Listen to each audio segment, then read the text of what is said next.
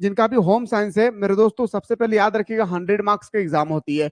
100 marks को हम लोग दो भागों में बांटते हैं। 30 मार्क्स का आपका प्रैक्टिकल होगा और 70 मार्क्स का हमारा होगा क्या, तो बताएंगे सर 70 मार्क्स का हमारा होगा एग्जाम, यानी एक्सटर्नल एग्जाम जिसे हम लोग बोलते हैं। याद रखिएगा एक्सटर्नल एग्जाम बोलेंगे। और इस 70 मार्क्स में आपका 25 क्वेश्चन आएगा ऑब्जेक्टिव का और 55 मार्क्स का आएगा मेरे दोस्तों, याद रखना है किसका, सॉरी 45 मार्क्स का आएगा आपका क्या मेरे भाई, सब्जेक्टिव। याद रखना है जैसे हमारे जियोग्राफी में एग्जाम होती है, ठीक है, इसी तरह से हमारा ये भी एग्जाम होगी। राखी मंडल गुड इवनिंग, ठीक है। चलिए सिर्फ और सिर्फ रिवीजन देखना है, यहाँ पे जितना क्वेश्चन मैं बता रहा हूँ प्रॉपर तरीके से देखना है, समझना है। और मैं कहूं आर्ट्स का 11 सब्जेक्ट होती है, आर्ट्स में टोटल 11 सब्जेक्ट होता है और इन सब्जेक्ट में सबसे आसान कोई सब्जेक्ट है तो होम साइंस है। सबसे आसान कोई सब्जेक्ट है तो वो हमारा होम साइंस है। और जिनका भी हिस्ट्री है सुनिएगा, हिस्ट्री का और पॉलिटिकल साइंस का 4 दिन कंटिन्यू क्लास चलेगी। कल से शाम को 6:30 बजे, शाम को 6:30 बजे और सुबह को मेरे दोस्तों 6 बजे, याद रखना है सुबह को 6 बजे और शाम को 6:30 बजे हमारा हिस्ट्री और पॉलिटिकल साइंस का मैराथन क्लास चलेगी, ठीक है। तो चलिए मेरे दोस्तों, जिनका जिनका होम साइंस नहीं है वो टाइम पास ना करे और जिनका होम साइंस है वो प्रॉपर तरीके से क्लास पर बने रहें। सारा वो क्वेश्चन मैं प्रॉपर तरीके से आप लोगों को बताने की कोशिश करूंगा जो आपके एग्जाम के अकॉर्डिंग मोस्ट इंपॉर्टेंट होगी, ठीक है। चलिए टाइम पास नहीं कीजिए, मुझे उम्मीद है मेरे भाई कि ज्योग्राफी का जितना भी स्टूडेंट्स ने हमारे क्लासेस को देखे होंगे शानदार तरीके से एग्जाम किया होगा आप लोगों का। देखिए पहला क्वेश्चन आपके स्क्रीन पे है मेरे दोस्तों, पहला क्वेश्चन आप लोगों से पूछा गया है कि बताइए थोड़ा सा संक्रमण रोग से तात्पर्य है, ठीक है, संक्रमण रोग से आखिर हमारा क्या तात्पर्य है। तो बताएंगे सर संक्रमण जो रोग होती है ना, रोग एक व्यक्ति से दूसरे व्यक्ति तक होती है, इसको हम लोग बोलते हैं जेनेटिक डिसीज। अगर मुझे हुआ है तो वो बीमारी हमारे बेटा को भी हो जाएगा। यानी मेरे दोस्त इस बीमारी को हम लोग बोलते हैं जैसे एड्स, मेरा हुआ है तो एड्स दूसरा को भी हो जाएगी। अब क्वेश्चन आता है, ठीक है, अब क्वेश्चन आता है सर एड्स कब मनाया जाता है, तो 1 दिसंबर को हम लोग एड्स मनाते हैं। मेरे दोस्तों एड्स 1 दिसंबर को मनाते हैं, साथ ही साथ जो हमारा एड्स है वो एक संक्रमण बीमारी है, यानी मुझे हुआ है तो और किसी को भी हो जाएगी। और एड्स फैलता कैसे है, तो इन्फेक्टेड नीडल, हम लोग जो सुई लेते हैं, इंजेक्शन लेते हैं, जब वो इंजेक्शन मेरे दोस्त किसी और व्यक्ति को दिया होगा और वो इंजेक्शन मुझे भी दे दे, अगर उस व्यक्ति का एड्स हुआ है तो मुझे भी एड्स हो जाएगी। अब आते हैं सर, ध्यान से देखिएगा, अब आते हैं सर दूसरा, एड्स कैसे फेंकता है, सेक्स करने से। हाँ सेक्स करने से भी हमारा एड्स फैलती है भाई, याद रखना है। अगर हम सेक्स कर रहे हैं और किसी के पास अगर एड्स बीमारी है तो वह बीमारी मुझे भी हो जाएगी। और मेरे भाई इन्फेक्टेड निडल, उसके बाद हमारा सेविंग करना, अगर दाढ़ी बना रहे और कोई भी व्यक्ति का अगर मान के चलिए मेरे दोस्तों एड्स है, अगर वो व्यक्ति का ब्लेड अगर मुझ पर लगाया जाए, इरेजर अगर मुझ पर लगाया जाए तो मुझे भी एड्स हो जाएगी। तो बोल सकते हैं एक प्रकार का हमारा रोग एक व्यक्ति से दूसरे व्यक्ति तक फैलना, ये हमारा संक्रमण कहलाता है। अगला है सर रोग निरोधक क्षमता कितने प्रकार की होती है। जो रोग निरोधक क्षमता है वो मेरे दोस्तों 2 प्रकार का होता है। कितने प्रकार का होती है, होम साइंस का क्लास चल रहा है, जिनका क्लास नहीं है वो चले जाइए, ठीक है, टाइम पास मत कीजिए। अगला है सर टीका किन सेंगों से रक्षा करती है। भाई टीका जो होती है मेरे भाई किससे लड़ने के लिए हमें रक्षा करती है, डिप्थीरिया, टिटनस, याद रखना मेरे दोस्तों, टिटनस किससे, हमें हमारे डिप्थीरिया टिटनस, यानी क्या हो जाएगी सर हमारा डिप्थीरिया टिटनस, ठीक है। चलिए अगला है सर निर्जलीकरण में रोग को क्या पिलाया जाता है जब कोई भी व्यक्ति का निर्जलीकरण हो जाए, ठीक है, टाइम पास मत कीजिए, मैं फिर से कह रहा हूं ऐसा बोलो करूंगा ना मरते दम तो खुलेगा नहीं, टाइम पास मत कीजिए, ठीक है। सुनिए तमाशा मत बनाइए यहाँ पे। तो बताएंगे सर देखिए कोई भी व्यक्ति का अगर निर्जलीकरण हो जाए, अगर देखते हैं ना हम लोग स्कूल में प्रार्थना करते हैं और कोई व्यक्ति आराम से गिर जाता है तो उसके अंदर में क्या हो गया भाई, निर्जलीकरण की कमी आ गई, तो वही कह रहा है मेरे भाई, तो क्या होगा, उसे ORS पिलाया जाता है। आंसर पता है तो बताते रहिएगा, नहीं पता है चुपचाप चुकू मुकू बैठ कर सुनते रहिए भाई। क्या बताएंगे सर, हमारा ORS पिलाया जाता है, ठीक है। अगला देखिए सर क्वेश्चन है मच्छर के काटने से कौन सा रोग होता है। तो मेरे दोस्तों मच्छर के काटने से हमारा क्या हो जाती है, मलेरिया रोग होता है। याद रखिएगा कौन सा मच्छर काटते हैं मेरे दोस्तों, एनाफिलीज मच्छर, मादा एनाफिलीज मच्छर काटती है, इस चीज को याद रखिएगा। अगला है सर फ्रेश फूड विटामिन किसमें पाया जाता है। फ्रेश फूड विटामिन जो क्वेश्चन नंबर 6 पूछा गया है, तो बताएंगे सर विटामिन सी में पाया जाता है। विटामिन ए का नाम होती है मेरे भाई क्या, विटामिन ए की कमी से क्या होता है रतौंधी, विटामिन बी की कमी से क्या होती है बेरी, विटामिन सी की कमी से क्या होता है अस्कर्वी, विटामिन डी की कमी से क्या होता है रिकेट्स। ठीक है, अब आते हैं सर विटामिन ए का अच्छा स्रोत क्या है, तो बताएंगे सर गाजर। ठीक है, विटामिन सी का अच्छा स्रोत क्या है, तो बताएंगे सर खट्टा पदार्थ। ठीक है सर,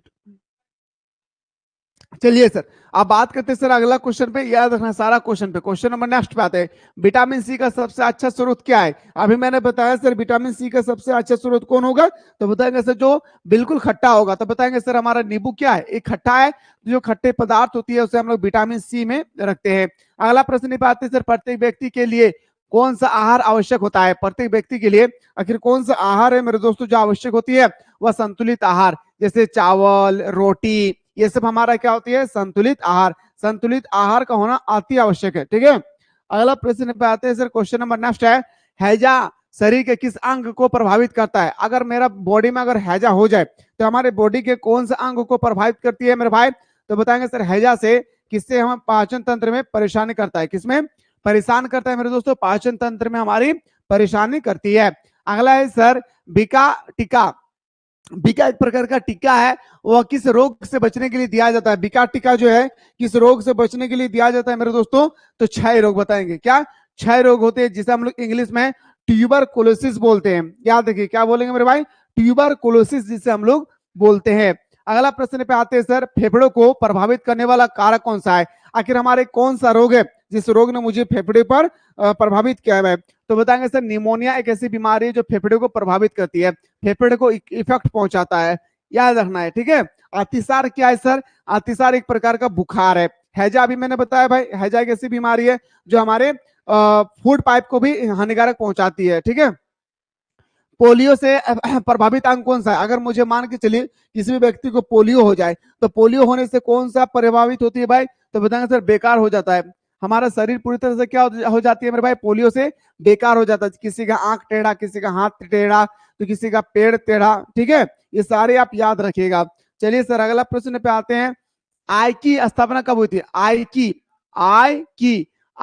क्या स्थापना कब होती है मेरे दोस्तों, क्वेश्चन नंबर 13 में पूछा गया, तो बताएंगे सर याद रखिएगा हमारा 1975 में। अगला प्रश्न पे आते हैं सर, अंधे बच्चों को पढ़ने के लिए किस विधि का प्रयोग किया जाता है, कोई व्यक्ति अंधा है और वो पढ़ नहीं पा रहा है तो उसे पढ़ने के लिए कौन सा लिपि का प्रयोग किए जाते हैं, तो बताएंगे सर ब्रेन लिपि का हम लोग प्रयोग करते हैं। कौन सा लिपि का, कोई भी व्यक्ति अगर अंधा है तो अंधा व्यक्ति को पढ़ने के लिए हम लोग ब्रेन लिपि का प्रयोग करते हैं। क्या मेरे भाई, ब्रेन लिपि का क्या करते हैं प्रयोग करते हैं। अगला क्वेश्चन है सर, शारीरिक विकास के लिए क्या जरूरी है, आपसे पूछा गया कि अगर जीवन में ग्रोथ करना है उसके लिए क्या जरूरी है, तो बताएंगे सर शिक्षा नहीं, मनोरंजन नहीं, पौष्टिक आहार। क्या बताएंगे सर, पौष्टिक आहार अति आवश्यक है। क्या बताएंगे मेरे शेर सुनियो, पौष्टिक आहार अति आवश्यक है, याद रखना है। ठीक है, चलिए सर अगला प्रश्न पे आते हैं, मारेंगे ना दानिश तो 3200 दांत झड़ जाएगा, समझ में आ रहा ना, मारेंगे ऐसा मारेंगे कि 3200 दांत को ना एक ही बार में झड़ जाएगा, समझ में आ रही है ना।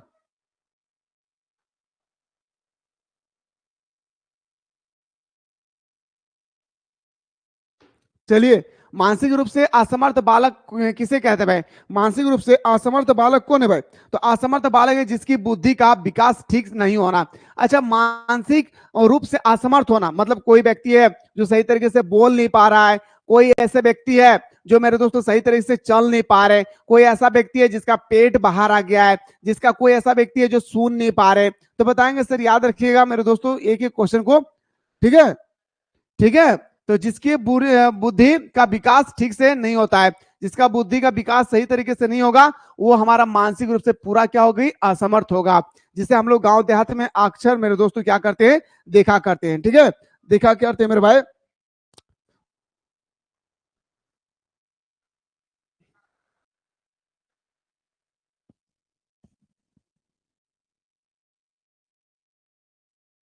ठीक है, अगला क्वेश्चन देखिए मेरे भाई, क्वेश्चन नंबर नेक्स्ट पे आते हैं सर। अगला प्रश्न है sir, WHO world health organization जिसका मुख्यालय कहाँ है, तो बताएंगे जेनेवा में, इसका मुख्यालय कहाँ है मेरे दोस्तों, जेनेवा में। तो वर्ल्ड हेल्थ ऑर्गेनाइजेशन आपसे पूछा गया है कि इसका पूरा नाम क्या है, तो बताएंगे सर वर्ल्ड हेल्थ ऑर्गेनाइजेशन, याद रखना इसका मुख्यालय कहाँ है, वर्ल्ड हेल्थ ऑर्गेनाइजेशन का मुख्यालय कहाँ है मेरे दोस्तों, तो बताएंगे सर हमारा मुख्यालय है जेनेवा में। अगला है सर दूध में अधिकतर क्या मिलाया जाता है, आप ही बताइए। क्वेश्चन नंबर 18 पूछा गया है कि दूध में अधिकतर क्या मिलाया जाता है, सिंपल सा फंडा है सर, पानी।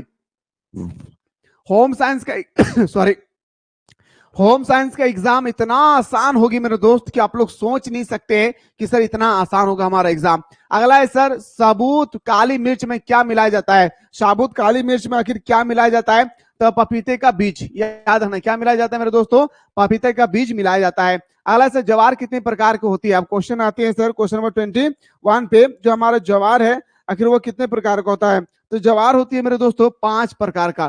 कितना प्रकार का होता है सर बताएंगे सर, जवार हमारा 5 प्रकार का होती है। अगला प्रश्न पे आते हैं सर, क्रेंच में रखा जाता है, ठीक है, आपसे पूछा गया जो क्रेंच में रखा जाता है, आखिर किसको रखा जाता है, क्रेंच। देखिए भाई आप छोटा शिशु का हॉस्पिटल जाएंगे ना, तो आप देखोगे 0 से लेकर 4 साल के जो बच्चे होते हैं ना मेरे भाई, उसको क्रेंच में रखा जाता है। कहाँ पे, क्रेंच में रखा जाता है। अगला प्रश्न पे आते हैं सर, विटामिन सी पाया जाता है, तो बताएंगे सर इसमें से विटामिन सी कहाँ पाया जाता है, तो आंवला में क्या पाया जाता है मेरे दोस्तों, विटामिन सी पाया जाता है। क्या पाया जाता है, विटामिन सी पाया जाता है हमारा आंवला में, ठीक है। चलिए सर अगला प्रश्न पे आते हैं सर, आहार आयोजन को प्रभावित करने वाला कारक कौन सा है, आहार आयोजन को आखिर प्रभावित करने वाला कारक कौन सा है मेरे दोस्तों, 24 में पूछा गया है। तो बताएंगे सर याद रखिएगा आर्थिक स्थिति, क्या हो जाएगी मेरे भाई, आर्थिक स्थिति हमारा सही उत्तर हो जाएगा। अगला है सर विटामिन ए का मुख्य स्रोत क्या है मेरे दोस्तों, यहाँ पे सॉरी विटामिन ए नहीं होगा भाई, क्वेश्चन नंबर 25 में पूछा गया विटामिन डी होगा यहाँ पे। आई एम रियली सॉरी भाई, विटामिन डी का मुख्य स्रोत क्या है, तो बताएंगे सर सूर्य का प्रकाश। विटामिन डी का मुख्य स्रोत क्या है मेरे दोस्तों, तो बताएंगे सर विटामिन डी का मुख्य स्रोत है हमारा हमारा सूर्य का प्रकाश। विटामिन सी का मुख्य क्या है भाई, नींबू आंवला जो खट्टे पदार्थ होती है। विटामिन ए का होता है क्या, तो बताएंगे सर विटामिन ए का होता है हमारा गाजर, ठीक है। चलिए अगला है सर, अनाज में अधिकतर क्या मिलावट की जाती है, अच्छा बताइए कोई भी अनाज है उसमें अधिकतर क्या मिलाया जाता है। आप चावल खरीदेंगे तब भी कंकड़ देखेंगे भाई, आप कोई ऐसे गेहूं खरीदेंगे तब भी आप देखेंगे कंकड़ मिलाया जाता है, तो बोलेंगे सर कंकड़ और पत्थर छोटा छोटा होता है, ठीक है। अगला प्रश्न पे आते हैं सर, क्वेश्चन है सर आहारी मिलावट का अर्थ क्या है, क्वेश्चन नंबर 27 है, आहारी मिलावट का अर्थ क्या है, तो खाद्य पदार्थ की गुणवत्ता का निम्न होना, स्तर निम्न होना। अब भाई बताइए अगर चावल में हम पत्थर मिला देंगे तो आहार में जो मिलावट होती है, हम नहीं बोल सकते हैं कि इसकी जो क्वालिटी है, इसकी जो गुणवत्ता है वो पूरी तरह से घट जाएगी, और जो लोग ज्यादा खरीदते थे वो लोग अब कम से कम खरीदेंगे, जो क्वालिटी ही नहीं रहेगी तो लोग खरीदेंगे क्यों। अगला है सर, खाद्य पदार्थ पर दिया जाने वाला मानव प्रमाण चिन्ह कौन से भाई, बताइए खाद्य पदार्थ पर दिए जाने वाला मानव प्रमाण चिन्ह कौन सा है, तो बताएंगे सर FOP, ये देखेंगे आप यहाँ पे दिया जाता है, ठीक है। कहाँ पे, तो खाद्य पदार्थ पर झोला हो या बोरा में दिए जाते हैं। आहारीय मिलावट प्रतिधनात्मक अधिनियम कब लागू हुआ था, तो ये लागू हुई थी मेरे दोस्तों, याद रखना है ये हमारा 4 जून 1955 में लागू हुआ था। कहाँ पे, 4 जून 1955 में लागू हुआ था। अगला है सर, जल से शरीर के तापमान पर क्या प्रभाव पड़ता है, अगर हम लोग जल पीते हैं तो इससे हमारे शरीर के तापमान पर क्या प्रभावित पड़ता है, ये हमारे तापमान को बैलेंस बनाकर रखती है, कितना डिग्री टेम्परेचर, तो बताएंगे सर 37 डिग्री टेम्परेचर, याद रखना है। अगला प्रश्न पे आते हैं, शिशु सदन को किस नाम से बुलाते हैं, तो शिशु जो सदन होती है उसे कौन से नाम से बुलाता है आपसे पूछा गया, तो क्रैच के नाम से। याद रखना क्रैच क्या है, मैंने फिर से बताया भाई, एक तरह का ट्रे होती है जो हम लोग आमतौर पर ट्रे यूज करते हैं, वो ट्रे में बच्चों को क्या करते हैं मेरे दोस्तों, सुलाया जाता है, जिसे हम लोग क्रेच चक्र कहते हैं। निम्न में से कौन सी पोषणीयता से संबंधित रोग है, बताइए कौन सा है जो पोषणीयता से संबंधित रोग है 32 में, तो बताएंगे सर याद रखिएगा एनीमिया, क्या हो जाएगी सर, एनीमिया, यानी ऑप्शन नंबर हमारा बिल्कुल सही हो जाएगी सर सी। अगला प्रश्न पे आते हैं सर, विटामिन सी की कमी से कौन सी बीमारी होती है, तो बताएंगे सर विटामिन सी की कमी से स्कर्वी होती है, विटामिन ए की कमी से हमारा रतुंधी होती है, विटामिन बी की कमी से बेरी होती है, विटामिन सी की कमी से हमारा स्कर्वी होती है, विटामिन डी की कमी से रिकेट्स होता है, ठीक है। अगला क्वेश्चन पे आते हैं सर, हल्दी पाउडर में क्या मिलाया जाता है, अच्छा बताइए ये क्वेश्चन कितना सुंदर पूछा गया था मेरे भाई 34 में, कि हल्दी पाउडर में आखिर क्या मिलाया जाता है, तो हल्दी पाउडर में पीली मिट्टी मिलाया जाता है, जिसे हम लोगों को लगने लगता है पूरी तरह से क्या है ये हल्दी है, पर वो रियलिटी में हल्दी नहीं होता है मेरे दोस्तों। हल्दी में पीली प्रकार का एक मिट्टी मिलाया जाता है, पूरा पीस के मिट्टी मिलाया जाता है, जिसे हमें पता भी नहीं चलता, हम लोग खरीद लेते हैं, ठीक है। जैसे आप मार्केट में जाइएगा मेरे भाई, गोलकी, अब जब मार्केट में जाइए ना, गोलकी खरीदिएगा ना मेरे दोस्तों, तो गोलकी में ना मिलाया जाता पपीता का, पपीता का बीज मिलाया जाता है, जिससे हम लोगों को पता भी नहीं चलता है। ठीक है, अगला क्वेश्चन देखिए, एफपीओ का पूरा नाम क्या है? अभी मैंने बताया खाद्य पदार्थ में एफपीओ का इस्तेमाल किया जाता है। एफपीओ क्या है? तो खाद्य पदार्थ आदेश। क्या है मेरे भाई? खाद्य पदार्थ आदेश। मुझे उम्मीद है दोस्तों कि आपको शानदार तरीके से समझ में आ रहा होगा। एक भी प्रश्न को छोड़कर नहीं लाना है, और याद रखिएगा आपको 30 मार्क्स को जो प्रैक्टिकल एग्जाम होगी ना, उसमें आपको 100% में आप लोगों को यकीन दिलाता हूं मेरे दोस्त कि आपको वहां पे 25+ मार्क्स मिलेगी। याद रखना है, क्योंकि ये प्रैक्टिकल बहुत ही आसान होता है। अब पहला क्वेश्चन मेरे भाई, वृद्धि, वृद्धि है, वृद्धि का अर्थ क्या है? ग्रोथ मीन्स क्या है? बढ़ना। बोलेंगे भाई आज हम 4 फीट का है, 2 साल के बाद अगर हम 5 फीट का हो गए तो हमारा क्या हो गया? हमारा शरीर ग्रोथ हो गई। ठीक है, अगला प्रश्न पे आइए सर। अगला है, निमोनिया शरीर के किस अंगों को प्रभावित करती है? अच्छा, हमारे शरीर में अगर निमोनिया बीमारी हो जाएगी तो हमारे शरीर के कौन से अंगों को प्रभावित करेगी? तो बताएंगे सर फेफड़ा को। किसमें? फेफड़ा को। याद रखना क्या हो जाएगी? फेफड़ा हमारा सही उत्तर हो जाएगी। निमोनिया। मछली के तेल में क्या पाया जाता है सर? तो बताएंगे सर मछली के तेल में कौन सा विटामिन पाया जाता है? तो बताएंगे सर विटामिन ए। देखिए मेरे भाई, 2 क्वेश्चन है, मछली के तेल में पाया जाता है तो एक्चुअली विटामिन डी होता है। ठीक है, लेकिन यहाँ पे याद रखने का विटामिन डी दिया हुआ नहीं, मछली के तेल में जो पाया जाता है मेरे दोस्तों विटामिन डी पाया जाता है। ठीक है, इस चीज को याद रखिएगा। तो कोई अगर डी विटामिन लिख देता भाई, विटामिन डी इसको बना देता हूं, विटामिन डी पाया जाता है मछली के तेल में, इस चीज को याद रखिएगा। ठीक है, अगला, अतिसार कितने प्रकार का होता है? अतिसार एक प्रकार का बीमारी है मेरे भाई, वो हमारा अतिसार 2 प्रकार का होता है। कितने प्रकार का होते हैं अतिसार?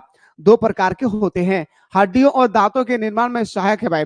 हड्डी और दांतों को निर्माण में सहायक कौन है भाई? हम सभी को पता है सर, अपने हड्डी को मजबूत बनाने के लिए या अपने दांतों को मजबूत बनाने के लिए हम लोग ज्यादा से ज्यादा कैल्शियम का यूज करते हैं। क्या करते हैं मेरे भाई? कैल्शियम का यूज करते हैं। कितना मेरे भाई?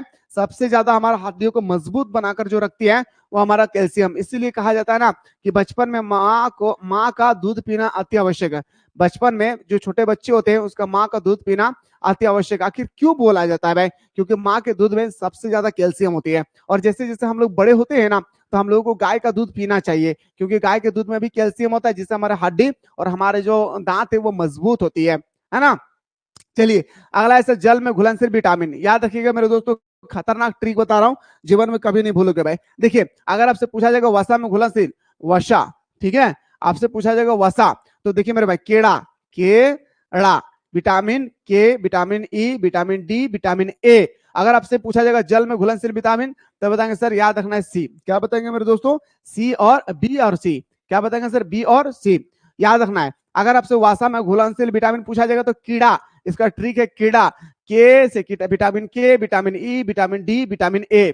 याद रखना है कीड़ा। अगर आपसे पूछा जाएगा जल में घुलनशील विटामिन, तो बताएंगे सर बीसी। याद रखना है, ठीक है।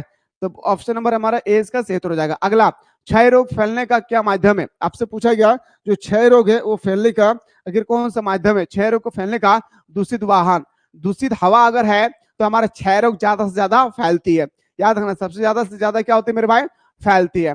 नेक्स्ट क्वेश्चन पे आते हैं सर, निम्नलिखित में से कौन विशिष्ट बालकों का प्रकार नहीं है? आपको 1 नंबर में बताना है कौन विशिष्ट बालकों का प्रकार नहीं है। देखिए मेरे भाई, विशिष्ट बालकों का जो प्रकार नहीं है वो हम बोल सकते हैं सर, याद रखना है क्या हो जाएगी सर? आर्थिक अक्षमता। आर्थिक क्या हो जाएगी सर? अक्षमता। यानी मैं बोल सकता हूँ सर ऑप्शन नंबर ए हमारा सही उत्तर हो जाएगा। नेक्स्ट क्वेश्चन पे आते हैं सर कि ORS, अभी मैंने जस्ट बताया ORS का घोल रोग को कब पिलाया जाता है? कोई भी रोगी को कब पिलाए जाते हैं? जब वो पूरी तरह से निर्जलीकरण हो जाते हैं, जब उसका शरीर पूरी तरह से क्या हो जाता है भाई? कमजोरी हो जाती है, जब उस पूरा वॉमिटिंग करने लगे और जिसकी वजह से उसके शरीर पूरी तरह से क्या हो जाता है मेरे दोस्तों? नॉर्मल हो जाती है, तब उसे हमें पिलाया जाता है क्या? निर्जलीकरण में ORS पिलाया जाता है। अगला है सर, चाय पत्ती में क्या मिलावट की जाती है? अच्छा, हम लोग जो चाय पत्ती चाय पीने के लिए कहते हैं उसमें हल्की पत्तियां मिलाया जाता है। क्या किया जाता है मेरे शेरों सुनियो? ओजन को बढ़ाने के लिए हल्की पत्तियां मिलाया जाता है। अगला प्रश्न पे आते हैं सर, शीघ्र नष्ट होने वाला खाद्य पदार्थ कौन सी है? अच्छा, वो कौन सा खाद्य पदार्थ है जो जल्द से जल्द समाप्त हो जाती है, सॉरी जल्द से जल्द खराब हो जाती है? तो बताएंगे सर सिंपल सर, मछली को हम लोग ज्यादा दिन तक नहीं रख सकते। मछली को क्या नहीं कर सकते सर? मछली को हम लोग ज्यादा देर तक नहीं रख सकते, इस चीज को याद रखिएगा, ठीक है। मछली को हम लोग ज्यादा देर तक नहीं रख सकते हैं तो हमारा पूरी तरह से खराब हो जाएगा। जाएगी। अगला से शरीर के ऊतकों का मूल्य आधार क्या है? शरीर के ऊतकों का आपसे पूछा गया कि मूल्य आधार क्या है। देखिए मेरे भाई, शरीर के ऊतकों का शरीर के ऊतक पूछा जाएगा या शरीर के कोशिका का मुख्य आधार पूछा जाएगा तो बताएंगे सर जल हो जाएगा। क्या होगा मेरे भाई? जल हमारा सही उत्तर हो जाएगी। चाहे वो ऊतक पूछे चाहे वो कोशिका पूछे, दोनों का आंसर क्या हो जाएगा? जल हमारा सही उत्तर हो जाएगी। अगला है सर, आयोडीन की कमी से होने वाले रोग कौन सी है सर? आयोडीन की कमी से हमारा घेंघा रोग होता है। क्या होता है मेरे भाई? घेंघा। याद रखना है क्या होता है? आयोडीन की कमी से हमारा क्या होता है मेरे भाई? घेंघा रोग होता है। ठीक है, चलिए सर अगला प्रश्न पे आते हैं सर। विनियोग का साधन है भाई, आपको बताना क्वेश्चन नंबर 14 में विनियोग का साधन क्या है भाई? विनियोग का मतलब होता है इन्वेस्टमेंट। इन्वेस्टमेंट क्या है भाई? तो हमारा बैंक में ही हमारी इन्वेस्टमेंट होती है। बैंक में क्या होता है मेरे दोस्तों? इन्वेस्टमेंट होती है, तो उसे हम लोग क्या कहते हैं? बैंक में ही हम लोग इन्वेस्ट करते हैं, तो उसे हम लोग विनियोग कहते हैं। धन एक प्रकार का साधन है भाई, आपसे क्वेश्चन नंबर 15 पूछा गया है कि धन एक प्रकार का साधन है, तो वो किस प्रकार का साधन है? तो बताएंगे सर भौतिक साधन है। क्या मेरे भाई? भौतिक साधन है। अगला है सर कि निम्न में से किस खाते में ब्याज नहीं मिलता है? आखिर वह कौन सा खाता है जिसमें मुझे इंटरेस्ट नहीं मिलता है? मतलब मिलता भी है तो ना के बराबर, तो बोल सकता सर हमारा चालू खाता। क्या बोल सकता हूं सर? हमारा चालू खाता हमारा सही उत्तर हो जाएगा। क्या बोल सकता हूं सर? हमारा चालू खाता हमारा राइट आंसर हो जाएगी। ऑप्शन नंबर बी हमारा सही उत्तर हो जाएगा। अगला है सर ऊर्जा मापने की इकाई क्या है? आपसे पूछा गया कि हम लोग ऊर्जा को मापते हैं भाई, आखिर हमारे अपने ऊर्जा को किस चीज से मापते हैं? तो ऊर्जा को हम लोग मापते हैं किसमें मेरे दोस्तों? कैलोरी से।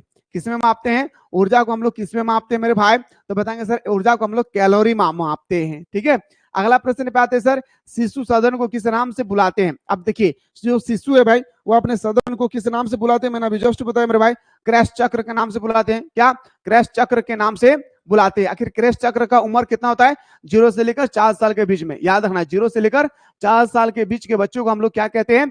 क्रैश चक्र। क्रैश चक्र किसे कहते हैं? जब हॉस्पिटल में कोई शिशु के हॉस्पिटल में छोटे छोटे बच्चों का जो हॉस्पिटल होती है उसमें एक ट्रे होता है, जब उसी ट्रे में उसको सुलाया जाता है तो उसे हम लोग क्रैश चक्र कहते हैं।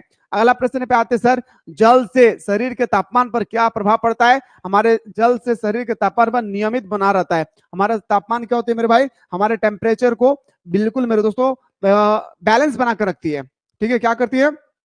बैलेंस बनाकर रखती है, इस चीज को याद रखिएगा। अगला प्रश्न पे आते हैं सर, विटामिन डी का मुख्य स्रोत क्या है? अभी बताएं सर, विटामिन डी का मुख्य स्रोत है मेरे भाई, तो याद रखना है सूर्य का प्रकाश। वह कौन सा विटामिन है जिसे पकाने पर उसका विटामिन नष्ट हो जाती है? तो बताएंगे सर याद रखना हरी सब्जी में कौन सा विटामिन पाया जाता है? सॉरी, विटामिन सी मेरे दोस्तों पूरी तरह से नष्ट हो जाता है हरी सब्जी में। जब हम पकाते हैं तो हमारा विटामिन सी पूरी तरह से क्या हो जाती है? नष्ट हो जाता है।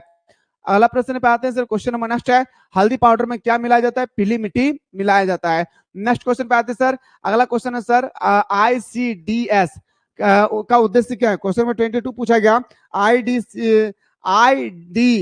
ICDS का मुख्य उद्देश्य क्या है? मृत्यु और शिशु मृत्यु दर को कम करना। मृत्यु और शिशु मृत्यु दर को कम करना मतलब जो बच्चा मर रहे हैं किस कारण से मर रहे हैं इसके बारे में जानकारी प्राप्त करके बच्चों की मृत्यु को रोकथाम करना, यह हमारा काम किसका है? ICDS। ठीक है, अगला है सर, खेसारी दाल मिलाया जाता है भाई।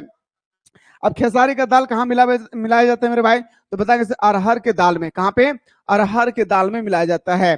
आइए सर बात करते हैं अगला क्वेश्चन पे कि लोहे से चोट लगने पर किसका इंजेक्शन दिया जाता है? अगर मान के चलिए आपको लोहा में इंजेक्शन लगे, सॉरी लोहा से आपको चोट लग गया तो आपको इंजेक्शन दिया जाना चाहिए, नहीं तो इंजेक्शन नहीं देंगे मेरे दोस्तों कल दिन जाके आपका शरीर में इन्फेक्शन हो जाएगी। तो बताएंगे सर वो हमारा टिटनेस होगा। क्या होगा मेरे शेर सुनियो? वो हो जाएगा हमारा टिटनेस, हमारा सही उत्तर हो जाएगी। अगला सर, गृह विज्ञान किस श्रेणी का विषय है? आपसे क्वेश्चन 25 पूछा गया, गृह विज्ञान किस श्रेणी का गृह विज्ञान जो है किस श्रेणी का गृह विज्ञान किस श्रेणी का विषय है? तो 25 को बताएंगे सर, याद रखना है विज्ञान और कला दोनों का है। किसका मेरे भाई? विज्ञान और कला हमारा दोनों का हो जाएगा। नेक्स्ट क्वेश्चन पे आते हैं सर, दो प्राथमिक रंगों को मिलाकर क्या बनाया जाता है? तो बताएंगे सर दो प्राथमिक रंगों को मिलाकर हम लोग बनाते हैं क्या? याद रखना है द्वितीय रंग। क्या मेरे भाई? द्वितीय रंग याद रखना है। हमारा प्राथमिक रंग कौन है मेरे भाई? तो बताएंगे सर एक हमारा हो जाएगा हरा, एक हो जाएगा हमारा नीला। ठीक है, एक हो जाएगा सर हमारा हरा नीला, याद रखिएगा। ठीक है, ये क्वेश्चन थोड़ा सा आप लोग याद रखिएगा मेरे दोस्तों, क्योंकि देखिए आपसे क्वेश्चन दे दिया जाएगा और आपसे पूछा जाएगा कि इनमें से कौन प्राथमिक रंग नहीं है, तो बताएंगे सर प्राथमिक रंग कौन कौन से होते हैं। तो आप लोग अगर कॉपी पेन लेकर बैठे हैं तो प्राथमिक रंग को लिख लीजिए मेरे भाई। एक होता है सर हमारा लाल, एक नंबर में लिखिएगा लाल, दूसरा नंबर में लिखिएगा नीला, ठीक है, दूसरा नंबर में लिखिएगा नीला, और तीसरा नंबर में आपको लिखना है क्या मेरे दोस्तों, हरा, क्या लिखना है, सॉरी पीला लिखना है, पीला। ये हमारा क्या है मेरे भाई, याद रखना है प्राथमिक रंग है। तीनों रंगों को एक बार अपने कॉपी में जल्दी से नोट डाउन कर लेंगे। लाल, हरा, सॉरी लाल, नीला और पीला, ये हमारा प्राथमिक रंग होती है। जब इसे कोई भी दो रंग को मिलाते हैं तो ये हमारा क्या बनती है, द्वितीय कलर बन जाता है, ठीक है। चलिए सर अगला प्रश्न पे आते हैं।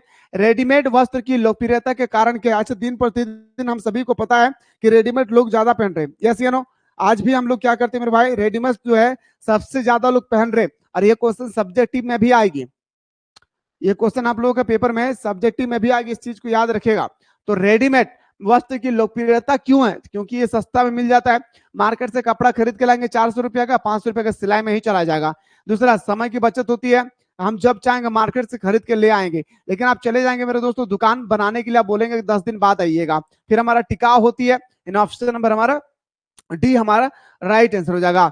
पानी सोखने की क्षमता होती है, अच्छा कौन सी कपड़ा में पानी सोखने की क्षमता ज्यादा होती है। जैसे हम लोग इस्तेमाल करते हैं किसमें, गर्मी के दिनों में हम लोग ज्यादा से ज्यादा क्या करते हैं मेरे भाई, इस्तेमाल करते हैं। तो बताएंगे सर गर्मी के दिनों में ज्यादा से ज्यादा जो कपड़ा का इस्तेमाल करते हैं वो होगा हमारा सूती वस्त्र। क्या होगा मेरे दोस्तों, सूती वस्त्र हो जाएगा, ठीक है। चलिए सर अगला प्रश्न पे आते हैं सर। डिप्थीरिया और कुकुर खांसी से बचने के लिए कौन सा टीका लगाया जाता है। अब देखिए डिप्थीरिया हो गया या आपका कुकुर खांसी हो गया, तो आपको अगर टीका लगाना है ना तो वो टीका का नाम है डीपीटी, याद रखना डीपीटी का टीका लगाना होगा। कौन सा टीका, डीपीटी का टीका लगाना होगा, तब जाकर आपका डिप्थीरिया और कुकुर खांसी से आप बच सकते हैं भाई। अगला सर जेम की बोतल पर कौन सा मानवीकरण चिन्ह होता है। जेम्स जो बोतल होती है ना भाई, जो लड़की खास करके इस्तेमाल करती है जेम्स की बोतल का, तो बताएंगे सर उसमें हमारा लगा होता है किसका, FPO, अभी मैंने जस्ट बताया, ठीक है। तो ऑप्शन नंबर हमारा ए इसका राइट आंसर हो जाएगा। अगला है सर आयोडीन मिलाया जाता है, आखिर आयोडीन कहां पे मिलाया जाता है दोस्तों, सिंपल सा बात है सर, आयोडीन हमारे नमक में मिलाया जाता है।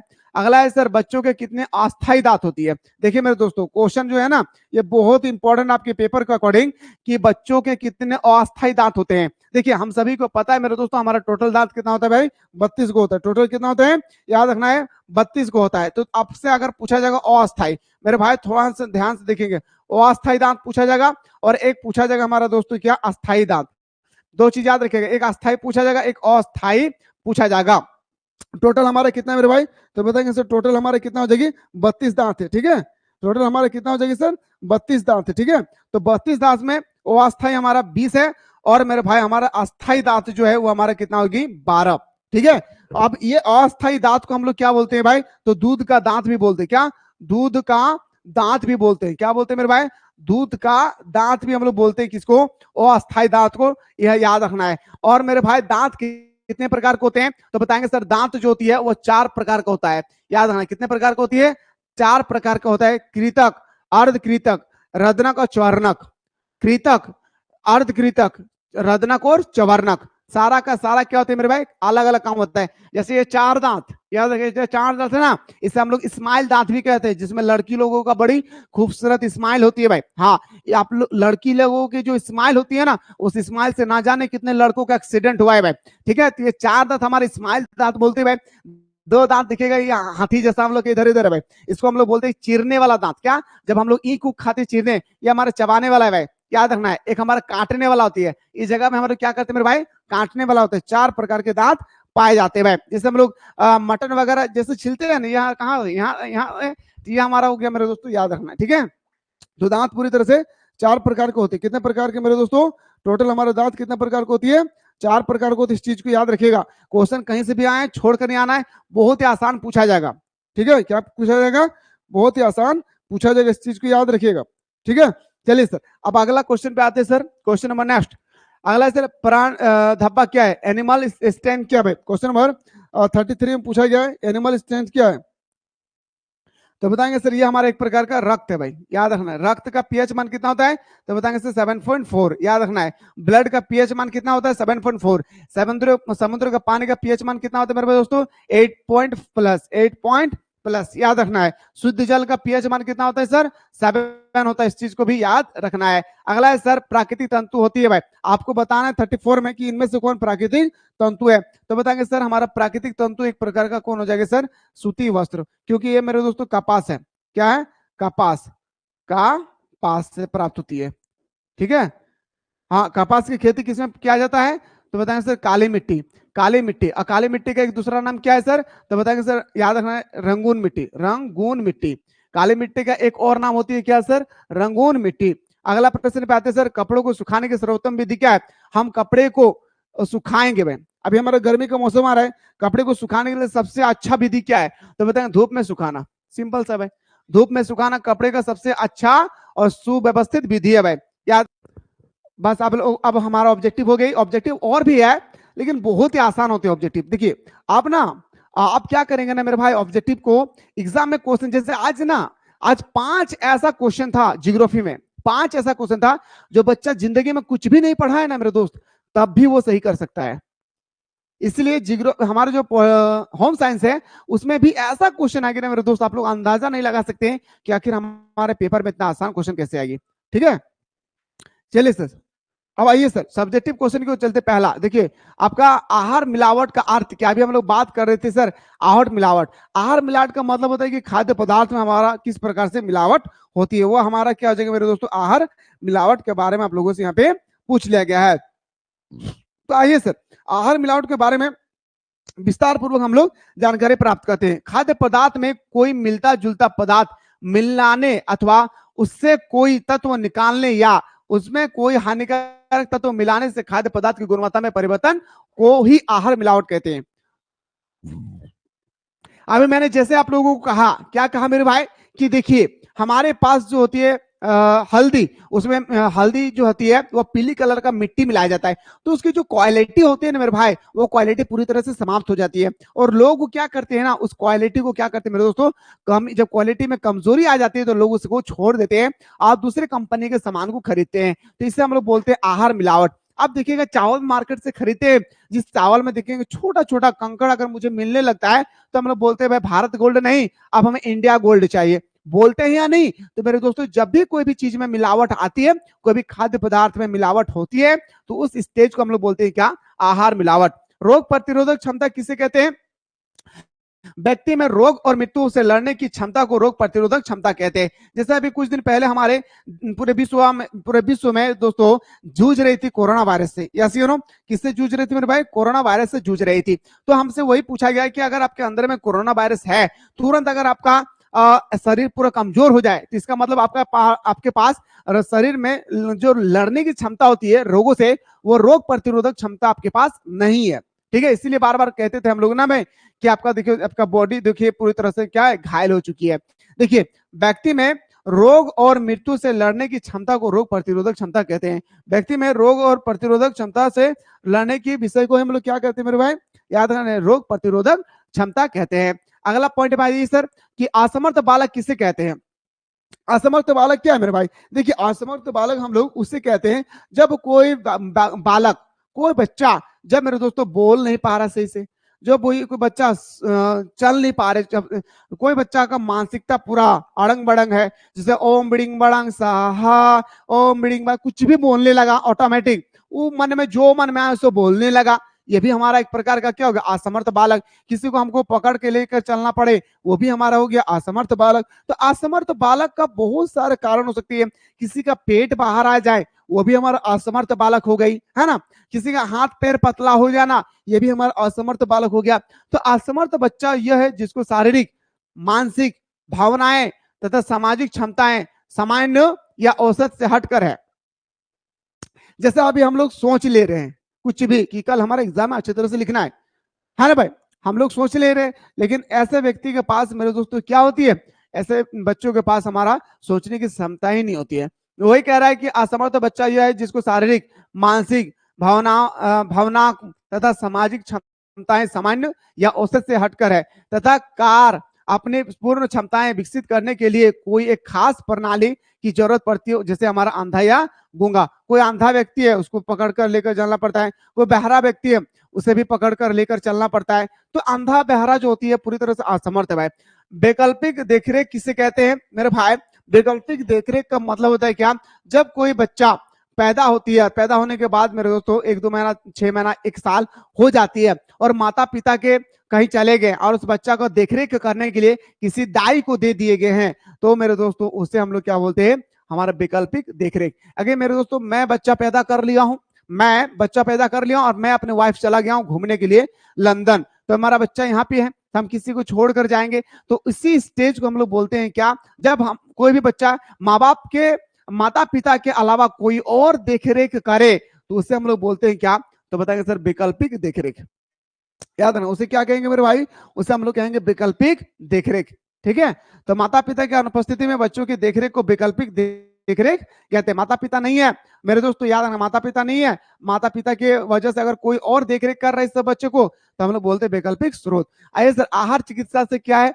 रोगी को स्थिति और रोग की आवश्यकता के अनुसार संशोधित आहार को चिकित्सक आहार कहा जाता है। देखिए, चोक कितने प्रकार का होता है? How many type of check? Choke नहीं, चेक, चेक। तो चेक मेरे दोस्तों, एक क्रस्ट चेक होता है, एक बेवर चेक होता है, एक हमारा खुला चेक होता है, एक हमारा आदेश चेक होता है। ये हमारे कितने प्रकार का होते हैं मेरे दोस्तों? याद रखना है, ये हमारा 4 चेक कितने प्रकार का होती है सर? 4 प्रकार का चेक होता है। आखिर 4 प्रकार का चेक क्या? फिर से बताऊं, 5 नंबर वाला। देखिए, आहार चिकित्सा है ना, आहार चिकित्सा, देखिएगा कोई कोई व्यक्ति है ना पूरा स्ट्रांग है लेकिन उसको खाने में रुचि ही नहीं जाता है, उसको कितना अच्छा चल लड्डू दीजिए खाने का मन नहीं, मटन दे दीजिए खाने का मन ही नहीं करता भाई। कोई कोई ऐसा पैदा हो जाता है बच्चा जो खाने का इच्छा ही नहीं रखता है भाई, है ना, बस उनको तुरतुरी दे दीजिए। ठीक है, देखिए आहार चिकित्सा से क्या अभिप्राय है? रोगी को स्थिति, रोगों को स्थिति और रोग की आवश्यकता, रोगों की स्थिति, आप रोगी स्थिति में, आपकी बीमारी है और रोग की आवश्यकता के अनुसार संशोधन आहार को चिकित्सक आहार कहा जाता है। यह हमारे 4 प्रकार का ड्राफ्ट होती है, सॉरी चेक होता है जो मैंने आप लोगों को बताया। अगला देखिए मेरे भाई, शिशुओं के लिए वस्त्र का चुनाव कैसे करना चाहिए? अच्छा, छोटे बच्चे देखिए, शिशुओं के लिए वस्त्र का चुनाव कैसे करना चाहिए? तो शिशुओं के लिए वस्त्र का जो चुनाव होती है ना, वो हमें गर्मी के मौसम में अलग होना चाहिए, ठंडी के मौसम में अलग होने चाहिए। ठीक है, ठंडी के मौसम में अलग होने चाहिए, बरसात के मौसम में अलग होने चाहिए। मैं अगर पूछूंगा कि कोई लड़की है उसका बच्चा हुआ है, मैं बोलूंगा कि आप अपने बच्चों को देखरेख कैसे करेंगे, तो वो अलग अलग बताएंगे भाई, है ना। तो शिशुओं के लिए कोमल, हल्का, जल्दी से सूखने वाला कपड़ा होना चाहिए, मंडा रहित होनी चाहिए, मौसम के अनुसार चुनाव करना चाहिए, कोमल होना चाहिए ताकि मेरे सॉफ्ट कपड़ा जितना सॉफ्ट होगी उतना अच्छा होगा। ठीक है, इसके बाद हमारा जो हल्का है, कपड़ा जितना हल्का होगी बच्चे के लिए उतना कंफर्टेबल होगा। इसके बाद हमारा जल्दी सूखने वाला कपड़ा होना चाहिए, क्योंकि एक बच्चा का 5-6 कपड़ा रखने के बाद भी मेरे दोस्तों बच्चा का कपड़ा क्या हो जाती है? पूरी तरह से हमें कम पड़ जाती है। क्यों कम पड़ने का कारण है? क्योंकि बच्चा बार बार टॉयलेट कर देते हैं या मेरे दोस्तों लेटरिंग कर देते हैं, इस कारण से क्या हो जाता है? हमें कपड़ा चेंज करना पड़ता है। ठीक है, अब आते हैं सर अगला, मौसम का अनुसार हमें चेंज करना है कि बरसात के मौसम में क्या लेना है। अब आते हैं सर बैंक खाता से क्या लाभ है। आखिर मैं आप लोगों से कहूं कि बैंक खाता से आप लोगों का क्या लाभ है भाई?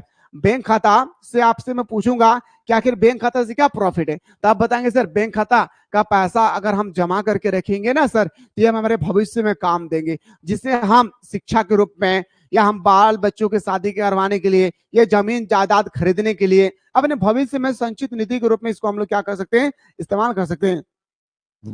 ठीक है, अपनी आय को सुरक्षित रखने की सुविधा, पहला आप कुछ पैसा मंथली कमाए हैं भाई, कुछ पैसा आप क्या करते हैं मेरे भाई? सुरक्षित रखते हैं, कुछ पैसा क्या कर दिए आप? सुरक्षित रख दिए हैं। तो ये भी हमारा एक प्रकार का क्या हो गया मेरे भाई? कि बैंक खाता से हमें लाभ हो गया। दूसरा, बचत राशि पर ब्याज प्राप्त करना। जो बैंक में मेरे दोस्तों क्या कर दिए? बैंक में जाकर आप क्या कर दिए? पैसा जमा किए, कितना? 1 लाख रुपया। ठीक है, बैंक अगर आपने 1 लाख रुपए जमा कर दिए, बैंक वाला 7% इंटरेस्ट देंगे, मतलब पर महीना पर साल आपको 7,000 रुपए इंटरेस्ट मिल गया। तो ये इंटरेस्ट आपके लिए क्या हो गया? प्रॉफिट हो गया। तृतीय पक्ष से खाते में जमा राशि प्राप्त करना, जिसे हम लोग बोल सकते हैं सर, अगर हम बैंक में खाता में पैसा जमा कर दिए और हम चले गए दिल्ली, और दिल्ली जाने के बाद मेरे दोस्तों याद रखना है, मैं कहूंगा बेटा सुनो, मेरे बैंक अकाउंट में 4 लाख रुपए पैसा है, मैं चेक बना दे रहा हूं, तुम निकाल लेना, ठीक है। तो चेक में बना दिया हूं, तो चेक के माध्यम से हम पैसा को क्या कर सकते हैं, निकाल सकते हैं। उसके बाद हमारा शुल्क, बिल आदि का भुगतान करना, ये हम भविष्य के लिए संचित रूप में रख दिए, तो हम शुल्क, बिल आदि का भुगतान कर सकते हैं। भविष्य में खर्चों की पूर्ति बचत के धन से कर सकते हैं। और मेरे भाई, जो जो हम पैसा थोड़ा थोड़ा बचा कर रखें, इससे पैसा से हम भविष्य का क्या कर सकते हैं, अपनी जरूरत की सामान को पूरा कर सकते हैं। क्या है, अभी मैंने आपको जस्ट बताया भाई मिलावट क्या होती है। अभी कमेंट में कुछ नहीं करने भाई, मैं कुछ नहीं बोलता हूं, सारा हमारा पॉलिटिकल बोलता है भाई, मैं कुछ नहीं करता हूं। जो भी स्टूडेंट्स मुझे प्रॉब्लम करता है, मैं इस नंबर पे कॉल करके उसका नंबर दे देता हूं भाई।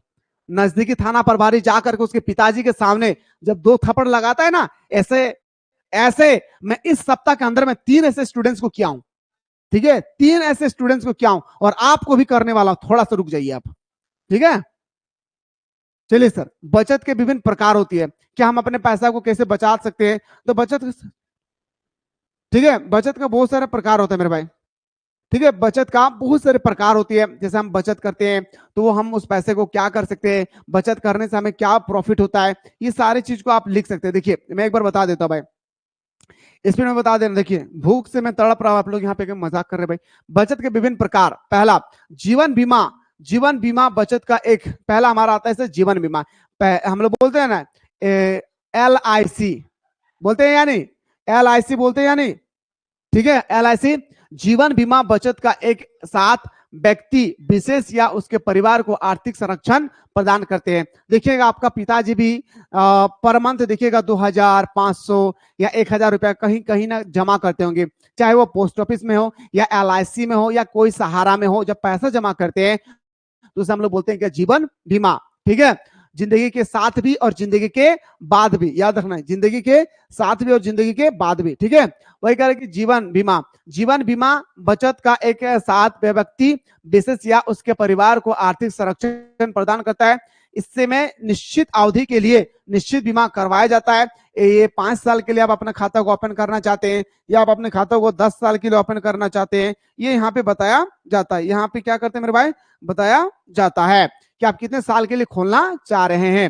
साथ ही साथ आप किसको नॉमिनी रखना चाह रहे हैं। मान के चलिए कि आपके नाम से मैं अकाउंट खोल दिया हूं, और आपका कल दिन जाकर भगवान ना करे कि आपकी मृत्यु हो जाती है, तो आपका पैसा का हकदार कौन होगा, तो एक नॉमिनी बनाया जाता है, ठीक है।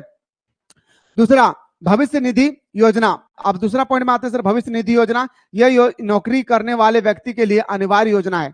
आप देखेंगे जो भविष्य निधि योजना होती है ना, किसी का रेलवे में नौकरी लग गया और उसका सैलरी अगर 60,000 है ना मेरे दोस्तों, तो देखिएगा हर महीना उसका 3,000 4,000 रुपया कट जाता है, और ये कट के उन्हीं के अकाउंट में जमा होता है। और ये सरकार जब वो रिटायर करते हैं ना, तो उसको 5 लाख 10 लाख 20 लाख 50 लाख उसको पैसा देते हैं, ठीक है। कहता है मेरे भाई, यह नौकरी करने वाले व्यक्ति के लिए अनिवार्य योजना है। उसके अंतर्गत प्रतिमाह खेतन में से प्रतिमाह खाते में से एक निश्चित राशि भविष्य निधि में जमा करवा दी जाती है। 60,000 सैलरी है तो 3,000 काट लिया जाता है, और उसी के नाम से मेरे दोस्तों भविष्य के लिए संचित रूप में रख दिया जाता है।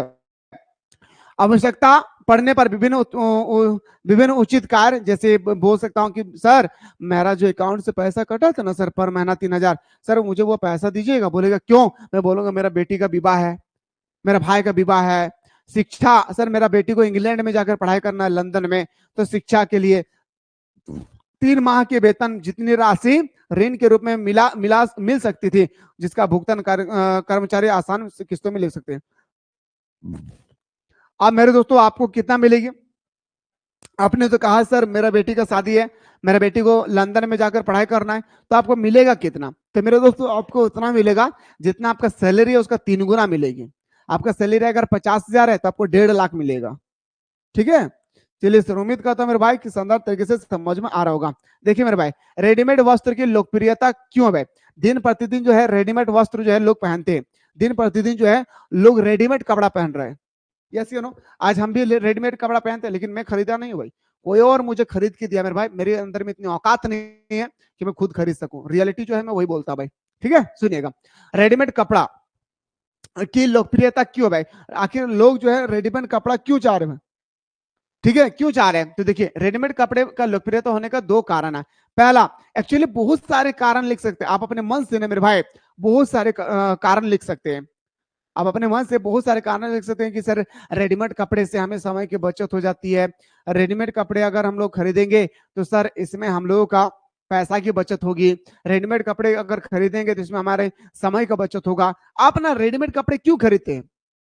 आप सोचिए, आप मार्केट जाके लहंगा चोली, घाघरा चोली, सारारा, गरारा, नारारा, ढारारा क्यों खरीदते आप? कोई तो कारण होगा जिस कारण सोचते। ठीक है। बचत के विभिन्न प्रकार है। बचत के कितने प्रकार होती है राखी मंडल? एक मैंने बताया था ना, LIC होता है, एक हमारा पोस्ट ऑफिस होता है, एक हमारा बैंक होता है। वही आपसे पूछ रहा है कि जो हम लोग बचत करते हैं वो कौन कौन सा बचत है।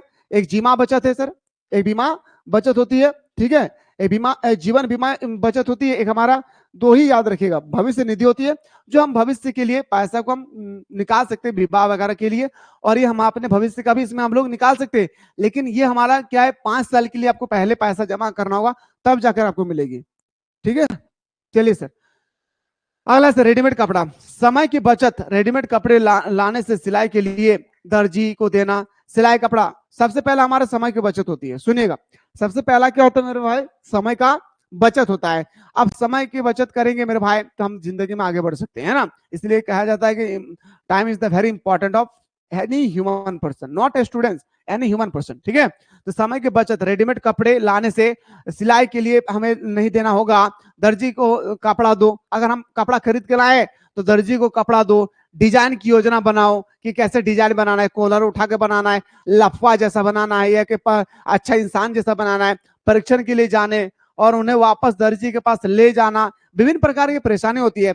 मार्केट से जाओ, कपड़ा खरीदो, फिर जाओ दर्जी के पास, दर्जी के पास जाने के बाद उसको डिजाइन बताना है कि कैसे डिजाइन बनाना है, लाफा डिजाइन बताना है या अच्छा इंसान का डिजाइन बनाना है। उसके बाद जब सिलाई हो जाएगी 10 दिन समय लगेगा, फिर आप घर आइए, फिर आप घर से जाकर फिर से कपड़ा लीजिए। मतलब काफी ना काफी मेरे दोस्तों परेशानी का सामना हम लोगों को करना पड़ता है। किसमें? तो बताएंगे सर हमारा सिलाई की कपड़ा में। ठीक है, तो वही कह रहे थे, रेडीमेड का पहला परफॉर्मेंस अच्छा रहा। दूसरा सस्ता होना। दूसरा क्या है? सस्ता होना। रेडीमेड का कपड़ा काफी होती है मेरे भाई सस्ता। देखिए आप, हम मैं खुद बता रहा हूँ भाई, मैं आज अपना अपना रियलिटी बता रहा हूँ। मैं आज मार्केट गया था, मैं आज अपना बता रहा हूँ, मैं मार्केट गया था, 50 रुपए का एक शर्ट लिया, 50 रुपए का। विश्वास नहीं लगेगा किसी को भाई, हाँ, किसी को जिंदगी में विश्वास नहीं होगा भाई, लेकिन रियलिटी जो है बोलता हूँ। किसी का मन में जितना भी, उसके मन में अगर आपके लिए नेगेटिविटी है ना, आप कितना भी उसके लिए अच्छा काम कीजिए, नेगेटिविटी होगी। मैंने मार्केट में गया, 50 रुपए का कपड़ा खरीदा। अब 50 रुपए खरीदने के बाद 50 रुपए मुझे लगेगा मेरे दोस्तों फिटिंग कराने में। देखिएगा बड़े बड़े मार्केटिंग में आप देखेंगे ना मेरे भाई कि खटिया में बिकता है, जैसे हम लोग क्या बोलते हैं, खटिया माल बोलते हैं हम लोग। ठीक है, तो उसके बाद अपना कसम कह रहा हूं राखी कि किसी को विश्वास नहीं लगता कि सर ने 50 रुपए का सच में कपड़ा खरीदता है। 50 रुपए का शर्ट था मेरा। ठीक है, खैर मैं क्या बोल रहा हूँ, किसी को विश्वास नहीं हो, देखने वाला देखता है। तो 50 रुपए खरीदा, 50 रुपए का फिटिंग कराने में लगेगा तो 100 रुपया।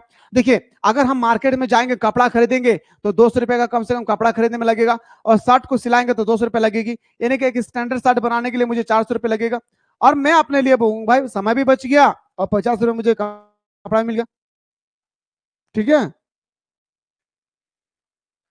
ठीक है, अभी कितना मेहनत कर रहे हैं ना दानिश, वेट कीजिए, आपको सारा चीज सिखाता हूं अभी। ठीक है, तो वही कह रहा है कि सर सस्ता होना, रेडीमेड कपड़े अपेक्षाकृत सस्ते होते हैं। रेडीमेड की रेडीमेड जो कपड़ा होती है वो काफी हमारा सस्ता ऑफर था सर, वाह रे वाह, ऑफर था। कुछ ना कुछ बोलते ही रहते भाई, ऐसा कुछ नहीं भाई। रेडीमेड कपड़े अपेक्षाकृत सस्ते होते हैं क्योंकि वे थोक में बनाए जाते हैं भाई। रेडीमेड कपड़ा क्या बनाया जाता है? थोक में बनाया जाता है। ठीक है, कभी कभी कपड़े की कीमत से अधिक दर्जी को कपड़ा सिलाने के लिए देना पड़ता है। सही बात है, अगर हम लाएंगे 200 रुपए का कपड़ा और दर्जी मांगेगा कि भाई 300 रुपया का लगेगा सिलाई, तो जितना रुपया का चिकन नहीं, सॉरी, जितना रुपये का मुर्गी नहीं, उतना रुपये का बनाने में ले लिया है भाई, है ना, वही हो गया ना। तो आपसे वही पूछ रहा है कि जितना रुपए का कपड़ा नहीं, उससे ज्यादा मुझे दर्जी को देना पड़ता है, इसलिए रेडीमेड कपड़ा की कीमत कम होती है। और रेडीमेड कपड़ा जो होते हैं मेरे दोस्तों, इसी कारण से काफी लोकप्रिय होते हैं। लोकप्रिय जो होते हैं मेरे भाई, क्या काफी जो है हमारा लोकप्रिय होता है, कौन? रेडीमेड कपड़ा। ठीक है, आइए सर अगला क्वेश्चन मोबाइल, ये क्वेश्चन इंपॉर्टेंट है भाई। जल किस प्रकार पर, ये क्वेश्चन 100% 5 मार्क्स का आएगा। जल प्रदूषण के बारे में बोल नहीं सकता हूं, मैंने ज्योग्राफी में बहुत शानदार तरीके से बताया था। भूख से तड़प रहा हूं मेरे दोस्त, और यहाँ पे लोग मजाक उड़ाते हैं, अफसोस होता है भाई ऐसे ऐसे लोगों से। मजाक मत बनाए मेरे दोस्त, पढ़ाई को जिंदगी को दाव पे लगा कर आया हूँ। कभी कभी सोचता हूँ, आज दिन भर वही सोच रहा था कि अब लगता है कि मुझे छोड़ना पड़ेगा, लेकिन बस यही याद रखता हूँ कि कोई साथ दे या ना दे, हमारी मेहनत होगी और हमारे ऊपर वाला देखने वाला होगा, और हमारे दोनों भी के बीच अगर तालमेल अच्छा रहे तो फिर आगे बढ़ने से कोई रोक नहीं सकता है। बस मैं चाहता हूँ कि आप लोग हमें सपोर्ट करें, जो हमारे मकसद है वो हम अपने मकसद तक पहुंच सके।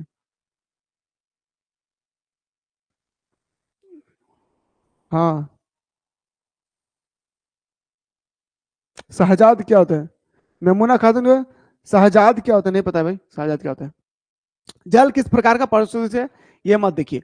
जब भी जल प्रदूषण के बारे में आए पॉइंट पॉइंट लिखेगा, पॉइंट पॉइंट लिखेगा। क्या लिखेगा? देखिए जल प्रदूषण का पहला कारण, ठीक है, देखिए जल प्रदूषण का क्या कारण है भाई? देखिए जल प्रदूषण के कारण होती है पहला कि कल कारखानों से निकलने वाले, पहले लिखिएगा उद्योग परिवहन, उद्योग का कारण, कल कारखानों से निकलने वाले मल मूत्र और सीधे जाकर नदी में मिल जाना, मल मूत्र और रासायनिक पदार्थ को सीधे नदी में मिल जाना, मिल जाने से हमारा क्या हो जाती है? तो जल प्रदूषण हो जाता है, पहला कारण। दूसरे कारण नहीं राखी, मैं तो आपके साथ ही रहूंगा, बस आप हमसे दूर हो जाएंगे। मैं हर शाम को आऊंगा आप लोगों से बात करने के लिए, सच कह रहा हूं, हर शाम को आऊंगा, अपने दिल के हाल बताऊंगा कि आखिर इतना कमजोर से मैं कैसे स्ट्रांग बनाऊं, फिर लग रहा है कि मुझे कमजोर बनना पड़ेगा। Don't worry. देखिए सुनिएगा, जल प्रदूषण का पहला कारण औद्योगिक कारण, पहला बताना मेरे भाई, औद्योगिक कारण कि कल कारखानों से निकलने वाले मल मूत्र और रासायनिक पदार्थ सीधे नदी में जाकर मिल जाना, मिल जाने से हमारे नदी का पानी पूरी तरह से दूषित हो जाती है। जब वो पानी का कोई व्यक्ति इस्तेमाल करते हैं मेरे दोस्तों, तो वो भी पूरी तरह से क्या हो जाती है? फसल का उत्पादन नहीं हो पाता है, और पीने योग्य अगर यूज करते हैं तो कहीं ना कहीं बीमारी का रूप धारण कर लेती है। दूसरा कारण याद रखिएगा कि हमारा चमड़ा का फैक्ट्री, चमड़ा की फैक्ट्री से लिखेंगे मेरे भाई, चमड़ा की फैक्ट्री या हमारा कागजी, कागजी का मतलब होता है कागज का फैक्ट्री से निकलने वाले केमिकल सीधे नदी में जाकर मिल जाना। तीसरा पॉइंट याद रखिएगा मेरे दोस्तों कि आज जो हम लोग कड़ा कचरा वगैरह जो निकलते हैं घर से, वो हम लोग अपने नली के माध्यम से सीधा हम लोग नदी में जोड़ देते हैं, जिससे हमारा नदी का पानी भी पूरी तरह से खराब हो जाती है। चौथा पॉइंट बताएंगे, चौथा पॉइंट बताएंगे मेरे दोस्तों क्या, कि खरपतवार, खरपतवार किसे कहते हैं? कल मैंने समझाया था, दो पौधों के बीच में उगने वाले घास को खरपतवार कहते हैं, दो पौधों के बीच में उगने वाले घास को खरपतवार कहते हैं। तो खरपतवार जो होती है मेरे भाई, खरपतवार को जब हम लोग निकालते हैं नोच करके किसी मशीन द्वारा, किसी यंत्र द्वारा, और ये खरपतवार जब हम पूरी तरह से जमा करके रखते हैं, और एक समय ऐसी बारिश होती है कि पूरी तरह से मेरे भाई बहा कर लेकर चले आते हैं, तो ये भी एक प्रकार का हमारा कारण है। मेरा नाम, मेरा नाम बस याद रखिएगा, टूटा हुआ दिल। अगले, गर्मी में हमें कैसे वस्त्र पहनना चाहिए, आप ही बताइए, गर्मी के मौसम में कैसे वस्त्र पहनना चाहिए? मेरा नाम है प्रिंस, ठीक है। गर्मी के मौसम में हमें कैसे कपड़ा पहनना चाहिए? तो बोलेंगे सर बिल्कुल हल्का हल्का होना चाहिए। विभिन्न विभिन्न मौसम में विभिन्न विभिन्न प्रकार के वस्त्र लुभाते हैं भाई, बिल्कुल। ठंडे के मौसम में जैकेट पहनते हैं, गर्मी के मौसम में टी शर्ट पहनते हैं यार भाई, गर्मी के मौसम में क्या कहते हैं भाई? टी शर्ट पहनते हैं, यस ये नो, वही चीज यहाँ पे क्या रहा है, गर्मी के मौसम क्या करते हैं? टी शर्ट पहनते हैं, याद रहो, ठीक है। तो गर्मी के मौसम में हम लोग क्या करते हैं भाई? टी शर्ट पहनते हैं, याद रखेगा।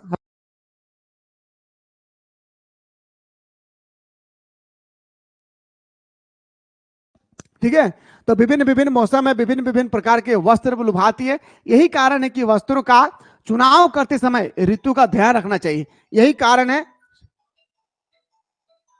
हिंदुस्तानी नहीं भाई, हिंदुस्तान का भाषा है, ठीक है, हिंदुस्तान हमारा क्या है मेरे भाई? भाषा है, ठीक है। तो देखिए, तो चुनाव कैसे हम करें अपने कपड़ा का? तो हमारे मौसम का अनुसार हमें कपड़ा की चयन करना चाहिए। क्या करना चाहिए? मौसम के अनुसार हमें कपड़ा का चयन करना चाहिए। वही कह रहे मेरे भाई कि विभिन्न विभिन्न मौसम में विभिन्न विभिन्न, विभिन्न का मतलब होता है अलग अलग मौसम में अलग अलग प्रकार के वस्त्र लुभाते हैं। यही कारण है कि वस्त्रों का चुनाव करते समय ऋतु का ध्यान रखना अति आवश्यक है। अब हम गर्मी का मौसम में पहन लेंगे स्वेटर पहन लेंगे तो सब बोलेगा अरे पगलवा रे, तू पगला के लिए की रे, तू स्वेटर पहने रे, अरे तू दुनिया का सबसे बड़ा पागल लगा ही की रे। हमको बना दादा हमारा ठंडा लगो रे भाई, है ना।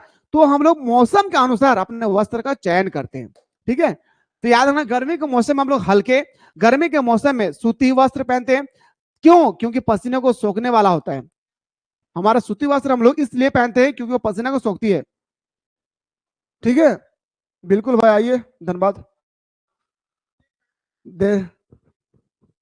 ये हमारा देहाती लैंग्वेज भाई, जाहिर अंसारी। तो पसीना सोखने का महीना, महीन हल्के, जितना हल्का गर्मी के दिन पे आप जितना हल्का कपड़ा पहनेंगे आपके लिए उतना कंफर्टेबल होगी, है ना दादा। बस बस उम्मीद करता हूं मेरे दोस्त, हाथ जोड़कर विनती करता हूं कि आप लोगों का सेशन जब कंप्लीट हो जाएगी तो आने वाले जो स्टूडेंट्स है क्लास 10 में है, क्लास 11 में है या क्लास 12 में, उन लोगों को मिसाल क्लासेस के एप्लीकेशन पे, यूट्यूब चैनल के बारे में नहीं, एप्लीकेशन के बारे में जरूर इंफॉर्मेशन दीजिएगा कि मात्र 399 रुपए में पूरे 12 महीना रगड़ के तैयारी करवाता है, साथ ही साथ crash course free. Crash course free, याद रखना है। क्रैश कोर्स क्या करते हैं मेरे दोस्तों? फ्री। क्रैश कोर्स पूरी तरह से क्या है? फ्री है भाई, ठीक है। एक बार जरूर मेरे दोस्तों आप लोग आने वाले जनरेशन को बताएंगे, ठीक ना। चलिए सर, अगला क्वेश्चन पे आते हैं सर। क्वेश्चन नंबर नेक्स्ट पे आते हैं सर। जल विभिन्न उपयोगिता क्या है? जल का उपयोग क्या है? अगर मैं आपसे पूछूंगा कि जल का उपयोग क्या है, जल का उपयोग क्या है, बाकी हम लोग सेमेस्टर में मुलाकात करेंगे, ऐसा बात नहीं है।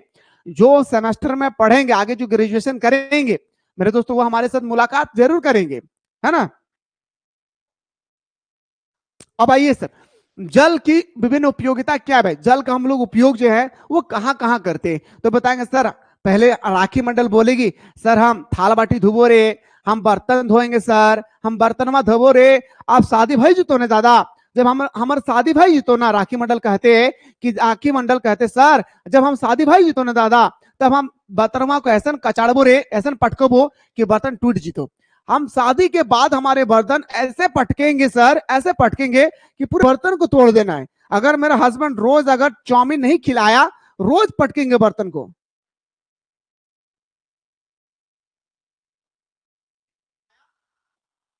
ठीक है, ऐसा मत पटकिए भाई, ठीक है। मर्द बहुत कष्ट करके कमा के लाता है मेरे दोस्त, मर्द की कमाई को अंदाजा नहीं लगा सकती एक औरत, कितना कष्ट से पैसा कमा के लाते हैं। चलिए देखिए पहला पॉइंट, जल का उपयोग प्रतिदिन घर में पीने के लिए। अब जल का उपयोग, ये कल क्वेश्चन आ रहा है, ठीक है। सुप्रिया ज्योग्राफी ऑनर्स का नहीं होता है यहाँ पे, लेकिन ज्योग्राफी ऑनर्स के अलावा जितना भी आपका सब्जेक्ट होगा सारा सब्जेक्ट का होगा। जल का उपयोग प्रतिदिन घर में पीने के लिए, भोजन पकाने के लिए, सफाई करने के लिए, नहाने के लिए, गंदगी को बाहर ले जाने के कारण उद्देश्य से हम लोग क्या करते हैं? पानी का प्रयोग करते हैं, है ना। मुंह धोएंगे, हम तो पानी पिएंगे, हम तो चाय पिएंगे, तो चाय पीने के लिए हमें पानी का इस्तेमाल करना पड़ेगा। यस या नो? वही कह रहा है कि जल का उपयोगिता प्रतिदिन घर में पीने के लिए, भोजन पकाने के लिए, सफाई करने के लिए या नहाने के लिए। ओ माय गॉड ठंडा लग रहा है। नहाने के लिए या गंदगी अगर मेरे घर में हो गई तो बाल्टी में निकालेंगे पानी पूरा भरती, मारेंगे एकदम दहालका मचा देंगे, घर में बाढ़ बना देंगे एकदम, है ना। क्या कर देंगे मेरे भाई? घर में क्या कर देंगे? बाढ़ बना देंगे भाई। ये पहला कारण। दूसरा, प्राणी के शरीर को ऑक्सीजन के बाद जल की सबसे अधिक आवश्यकता होती है। हम सब प्राणी भाई, है ना। हम क्या है भाई? एक प्राणी है। तो प्राणी के बाद मतलब हमें ऑक्सीजन के बाद अगर कोई दूसरा अगर सबसे आवश्यकता चीज है तो हमारा जल है। क्या मेरे भाई? वो हमारा क्या हो जाएगा सर? जल है। तीसरा में याद रखिएगा सर, जल का उपयोग सिंचाई के लिए किया जाता है। जल का उपयोग हम लोग कहां करते हैं सर? ठीक है हम माल पिएंगे, ठीक है, बोलते हैं माल पिएंगे। देखिए, जल का उपयोग सिंचाई के लिए किया जाता है। बेसिन में जल संसाधन का कुल उपलब्ध जल का 74% सॉरी 44% सिंचाई में कार्य किया जाता है। कहां पे मेरे भाई? सिंचाई के रूप में। दूसरा, हम लोग फैक्ट्री अगर ओपन करेंगे तो फैक्ट्री का पानी मेरे दोस्तों, फैक्ट्री को चलाने के लिए, बिना पानी से हमारा फैक्ट्री चलने वाला है नहीं। हमारा फैक्ट्री बिना पानी का से चलने वाला है नहीं। तो फैक्ट्री को चलाने के लिए, हमें कल कारखाने को चलाने के लिए, वस्त्र उद्योग को चलाने के लिए, चीनी उद्योग को चलाने के लिए, चमड़ा की फैक्ट्री को चलाने के लिए पानी की आवश्यकता पड़ती है। अगला लिख सकते हैं सर, जल विद्युत के निर्माण तथा परंपरा परमाणु संयंत्र के आप चलेंगे सर। अगर आप विद्युत, अगर आप बिजली पैदा करना चाहते हैं तो जल से हम लोग बिजली पैदा कर सकते हैं। अगला सर, भारत कृषि प्रधान देश है, कृषि के लिए जल अभिन्न अंग है, याद रखना है। तो भारत एक कृषि प्रधान देश है, याद रखना है मेरे भाई। भारत क्या है? कृषि प्रधान देश है, कृषि के लिए जल अभिन्न अंग है मेरे दोस्त। इसी कारण से हम बोल सकते हैं जल के विभिन्न प्रकार है भाई। मेरे दोस्त थक गया मैं, क्या करूं, क्लास छोड़ दूं? भूख से मैं तड़प रहा हूं भाई। कल आप लोग मुलाकात करेंगे शाम को 6:30 बजे, कल से कंटिन्यू क्लास चलेगी। छोड़ देता भाई। Love you students, bye bye, best of luck in your examination every day. जितना दिन आपका एग्जाम चलेगा प्रत्येक दिन आप लोगों का एग्जाम अच्छा जाए, ये हमारी कामना है। बाकी क्लास के दौरान अगर मेरे जबान से, मेरे मुंह से कोई ऐसे बातें निकल गई जिससे आप लोगों को तकलीफ हुई है, मुझे माफ कीजिएगा। मुझे उम्मीद है कि आप लोग मेरे बड़े भाई है, बड़ी बहन है, मुझे माफ कर सकते हैं भाई। ठीक है, आई एम रियली सॉरी भाई।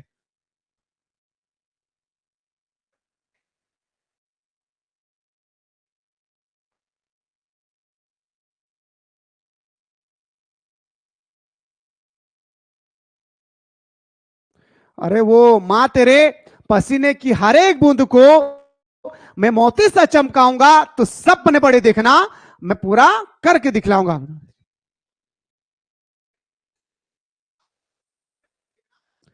अब फिर कब होगा, क्या होगा कब?